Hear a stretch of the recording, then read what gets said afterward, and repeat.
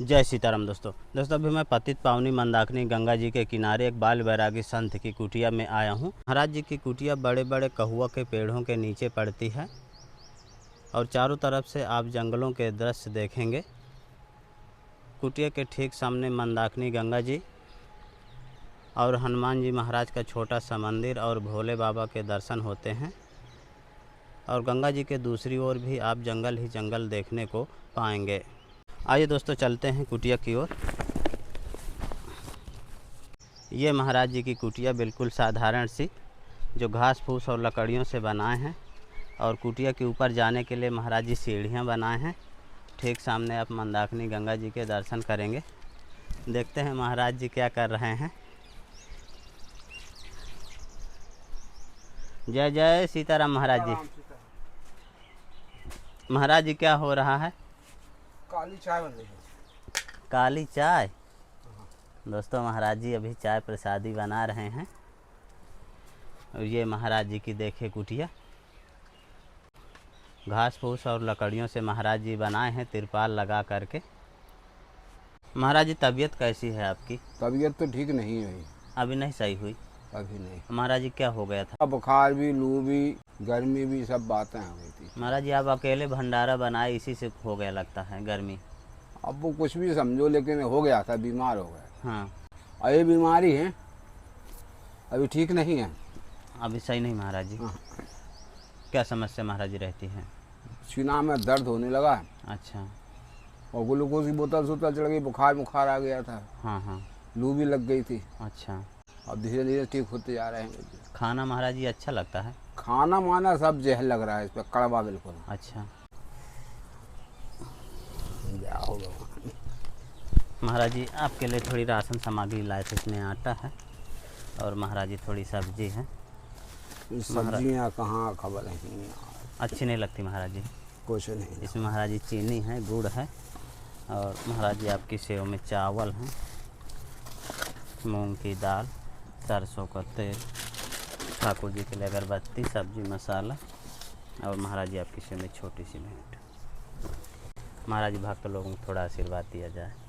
सीताराम। सही भक्तों को सीताराम कहो, सुबह उठो, भगवान का नाम लो, अपने काम पे धंधे पे लगो, आनंद करो। सीताराम। दोस्तों महाराज जी की तबीयत अब भी गड़बड़ है। आज महाराज जी की इच्छा है कि सूजी का हलवा और आम का पाना पिया जाए, तो महाराज जी के लिए जाता हूँ, थोड़ी सामग्री ले आता हूँ, आम और सूजी। महाराज जी की सामग्री आ गई और महाराज जी अब थोड़ा धुना चैतन्य कर रहे हैं, प्रसाद बनाएंगे। वैसे तो उनकी खाने की इच्छा एक भी नहीं रहती है।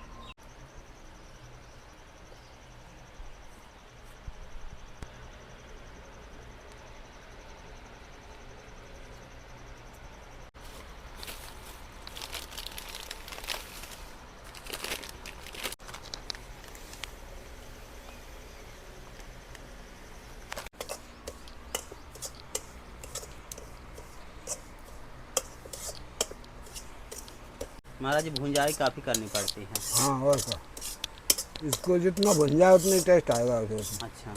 खाने में इस पे आटे जैसा लगेगा वो।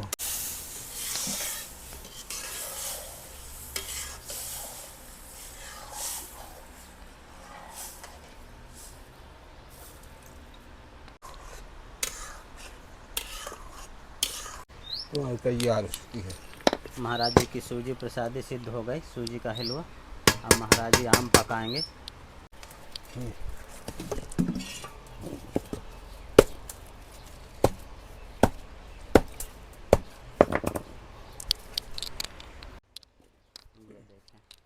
पक जाएंगे महाराज जी अब बस पक जाएंगे।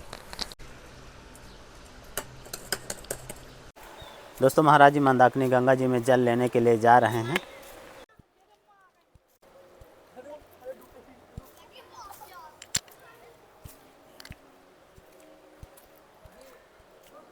स्टार्टिंग में महाराज जी बहुत ही मुश्किल और कठिन होता है भजन साधना करना। देखिए क्या है कि जब निकलता है आदमी तो वो चैन की ज़िंदगी से निकलता है, और बाबा की ज़िंदगी है लोहे का चना चबाना। ना तो इसमें आपको रहने का ठिकाना, ना बैठने का ठिकाना, ना खाने का ठिकाना। हर चीज़ के लिए आपको ढूंढना पड़ेगा कहाँ हम बैठें, कहाँ भोजन मिलेगा, कहाँ। और उस टाइम आपको कुछ पता नहीं, जी। उस टाइम आपको कुछ पता, आप अनजान हो तो परेशानी आती है। महाराज जी, जैसे आप घर से तो चले आए कि हमको साधु बनना है, फिर जब यहाँ भूख का और तरह तरह की समस्याओं का सामना करना पड़ा तो मन में फिर विचार आया होगा कि यहाँ बेकार आ गए। विचार तो आया बहुत कुछ कि ये बहुत गलत किया, कई बार तो रोए भी हैं हाँ कि अच्छी भली जिंदगी छोड़ के कहा जो बाबा की जिंदगी में आ गए। हाँ। लेकिन फिर क्या है, लौट के भी नहीं जा सकते। बाबा बनने के बाद आप लौट के भी नहीं जा सकते। लौट के घर पे जाओगे तो वही मोहल्ला पड़ोस के सब है जी भाई ये बाबा बन गए थे या फिर। तो महाराज जी, जैसे अब भजन साधना करते हुए आपको बरसों बीत गया, तो अब कैसा लगता है कि अब तो हमने। हमको ऐसा लगता है कि सबरे आदमी जितने हैं सब परेशान हैं, हम चैन में हैं। तो इसलिए लगता है कि हमें कोई टेंशन नहीं है, न खाने की, न पीने की, न सोने की, न उठने की। जिस हाल में है हम चैन में हैं। ऐसा है हमारे पास तो हमें दुख नहीं है, खाने है तो दुख नहीं है, नहीं है तो चिंता, मतलब चिंता किसी चीज़ की नहीं है। इसलिए हम समझते हैं हम सबसे चैन में हैं। ऐसी कौन सी घटना घटी कि आपको बैराग हो गया? वो क्या है, घटना नहीं घटी हमारे, हम शुरू से बैराग था हमारा। अच्छा। लेकिन ये तो मजबूरी थी कि साथ में रहना है तो कुछ, अगर किसी के ऊपर बोझ बन के रहो तो कुछ नहीं। पिताजी बैंक में सर्विस करते थे, पैसे की कोई भी कमी नहीं थी, अच्छा। नंबर खर्चा पानी देते थे। पिताजी जब समाप्त हो गए, माँ बाप समाप्त हो गए, तो अब कुछ तो करना पड़ेगा। भाई तो खिलाएंगे नहीं हमेशा, खिलाएंगे तो मतलब ताने देंगे, बुनी देंगे तो उनके घर से देंगे, भाभी देंगे। इसलिए हमने फिर अपना बिजनेस को चालू किया। लेकिन हमको रास नहीं आया, हमने किसके लिए कमा रहे हो, ये जीवन तो बेकार हो गया अगर शादी नहीं की अपन। आगे का जीवन और बेकार होगा। जब तक कमाओगे तब तक भैया भाभी है, उसके बाद कोई किसी का नहीं है। इसलिए भगवान के शरण में छोड़ो, अपन तो अपने सीधे बाबा बनो, छोड़ो घर द्वार। ऐसे न करे आए अपने 7,000 रुपये बेच बाज की गाड़ी, जी। करीब 15,000 रुपये हम लेके आए थे, किया इधर उधर घूमे। जब वो पैसा ख़त्म हो गया 2-3 महीने में, तो ये आके यहाँ अपने त्रिशूल गाड़ दिया गंगा जी के किनारे। बस। तो जब महाराज जी नई कुटी बनाई जाती है तब भी परेशानी रहती होगी कि यहाँ बाबा कुटिया क्यों बना लिया, आसपास के नहीं, लोग। हमारे पास कोई नहीं आया। अच्छा। जो गंगा माई की, और आज भी स्थिति है कि हमारा आप देखते ऐसा पड़ा रहता है, हमें कुछ भी सामान लेना है, आना जाता है, हम कोई नहीं सीधा, हमको ना कोई डिस्टर्ब करता है।